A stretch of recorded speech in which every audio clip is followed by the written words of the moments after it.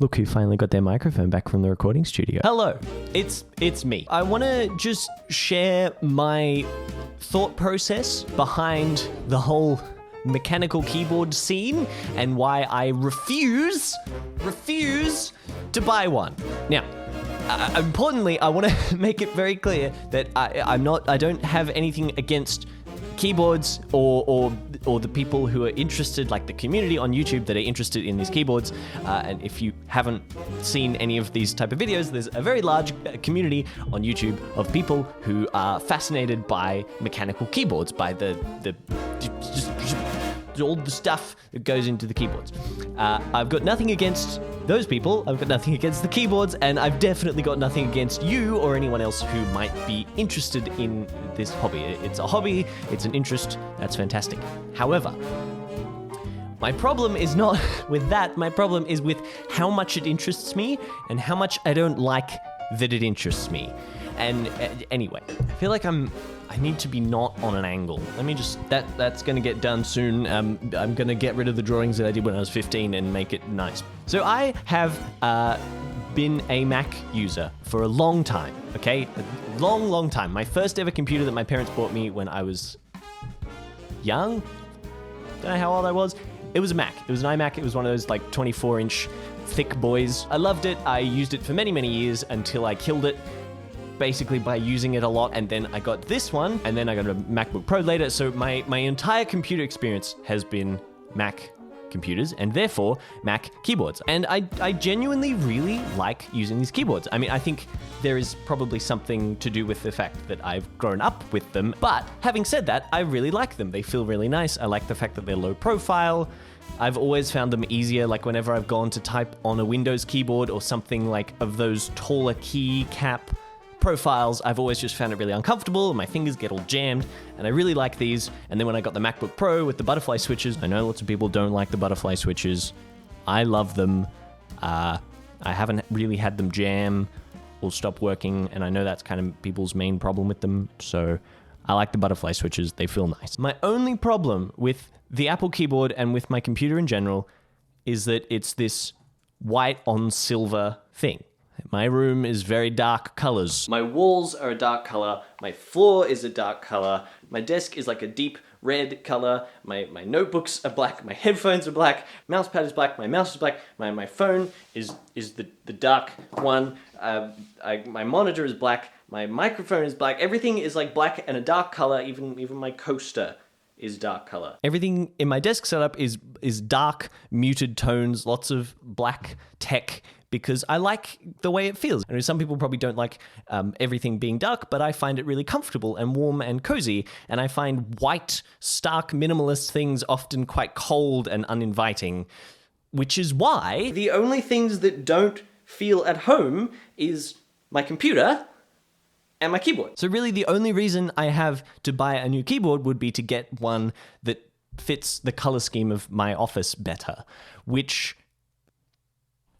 is a valid reason, but it's not a very important reason, especially when I have a keyboard that already works, that I'm used to, I like using it, it's comfortable, it's everything that I'm used to. And so just to entertain the idea, I thought about what would I get if I got a new keyboard? Something, either maybe I get a new computer and I need to switch to Windows or something, what would I buy? And of course, that kind of begged the question, what about one of them clacky boys that I've heard about online? I'd never really heard much about mechanical keyboards. I had seen a couple of videos like months and months ago. And so then when I thought later about, okay, what would I buy if I bought a new keyboard? I started learning about this whole world that exists out there on the internet of people who are obsessed, and obsessed.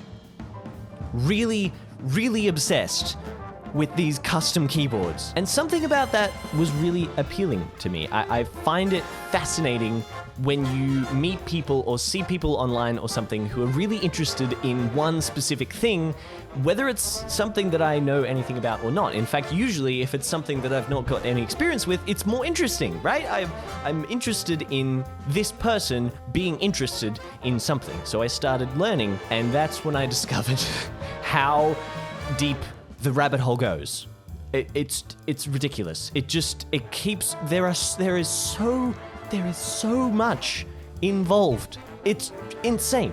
Like, key switches, like the color of the key switches and the brands and like custom made switches and custom keycaps and keycap profiles, and I just couldn't help being fascinated by it and finding these creators and the keyboards that they were making and all these things. And so then, of course, naturally I started looking at, okay, if I wanted to buy one, what would I get? And so then I was trying to research, like, what type of switches would I like? What type of keycaps would I like? What's a keyboard that I could use with a Mac? Because I have a Mac and I have a MacBook, so I want to make sure that it's compatible with a Mac as well as Windows computer.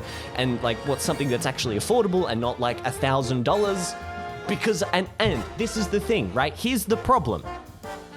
I don't know if I would even enjoy the experience of typing on one of these things. Sure, I get the appeal of like the clackiness and the sound and all that. Like, that's really cool, and they sound really good, and you can find all these amazing like sound tests on the internet, people with very nice sounding keyboards. But keep in mind, I've grown up using this. That's what I want to type on.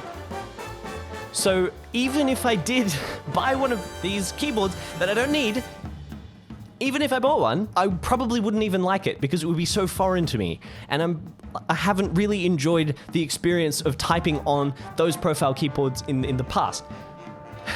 And I realized it's almost like unintentionally, completely unintentionally, all of these videos of this community on the internet is like a marketing trap for these products that you don't need. I don't need one. And yet I want one, and it's really bad. The other problem is because it's so tactile and so based on feel and sound and how does it feel and what switches do you like, you can't experience it without physically having the keyboard and typing on it yourself. And getting one means doing ridiculous amounts of research because there is just so many to choose from. So, my point is, I love that people love keyboards, and I'm generally interested in learning more about this hobby, but I don't need it in my life. I want it in my life, and I don't need it. I refuse to invest in this thing that is unnecessary, that will probably cause you to want to continue buying more keyboards, because if you buy one, then, yeah, but I like blue switches, but what about the brown ones? So am I gonna buy a new keyboard? And what if I want an aluminium one? And what if I wanna try something else? And it's done, okay? You don't need it. They're fine, they're great, I love them. I refuse. I will stick with my Apple keyboard until I die. Because I can type faster on it anyway!